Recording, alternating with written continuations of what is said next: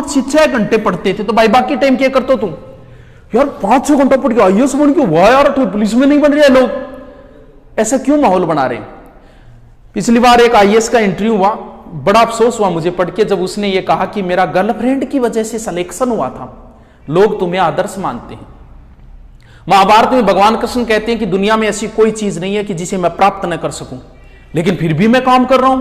क्यों कर रहा हूं? क्योंकि लोग मुझे आदर्श मानते हैं, लोग मुझे दृष्टांत मानते हैं। जब मैं काम नहीं करूंगा तो लोग मुझे दृष्टांत मान के काम नहीं करेंगे, मुझे करना पड़ेगा काम। तो वो लोग जो सफल हो गए वो ऐसी राय दे रहे हैं, गर्लफ्रेंड से सिलेक्शन हुआ, एक कह रहा है मैं आईपीएल देखता था, एक कुछ भी बोल रहा है कि 5-6 घंटे से ज्यादा पढ़ता नहीं था, तो बाकी काम क्या करता था रे तू? तो ये क्या है? अब आप जैसे गांव में किसी का सिलेक्शन हुआ, सेकंड ग्रेड में हुआ, फर्स्ट ग्रेड, आप राय लेने के लिए जाते हो। अब देखो कोई जो सही है वो तो सही दे देगा, बाकी 90% कैसी राय दी? थोड़ा सर सिलेक्शन है, थोड़ा बताओ उनके।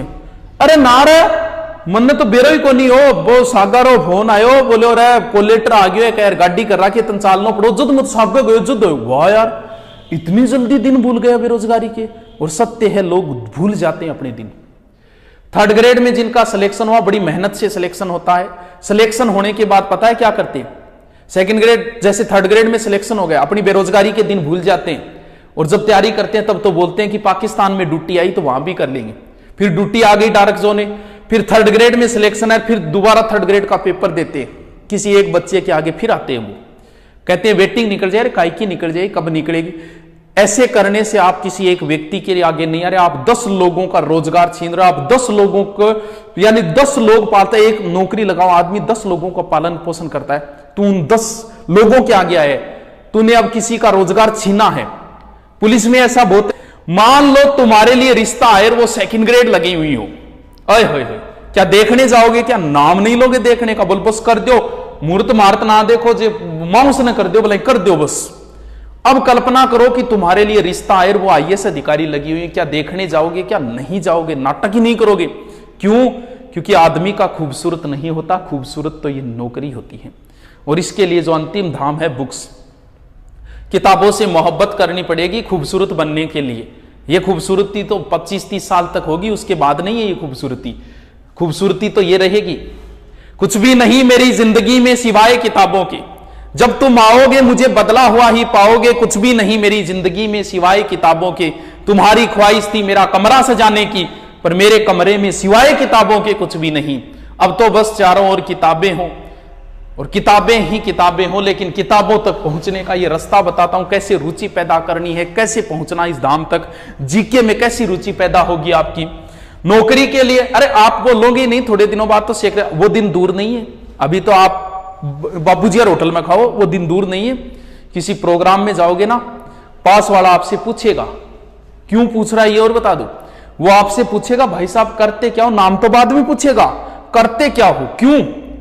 इस सवाल का जो जवाब आएगा उसके बाद वो निर्धारित करेगा कि आपको कितनी इज्जत देनी है।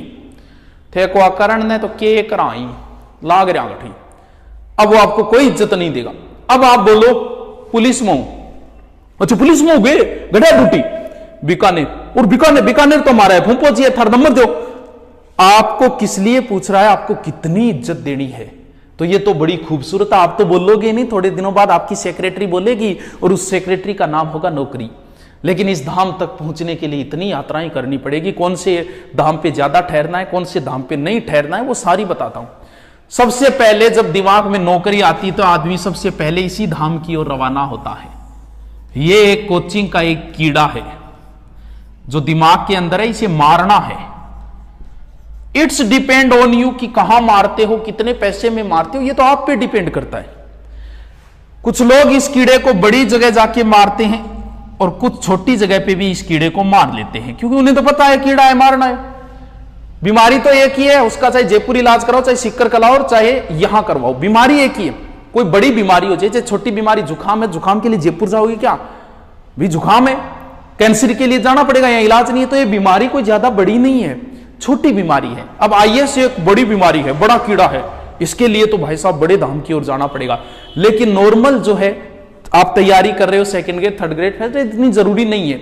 अब ये कीड़ा जो है ना, बड़ी जगह पे मारोगे ज्यादा पैसे, जितनी बड़ी जगह उतनी बड़ी झूठ।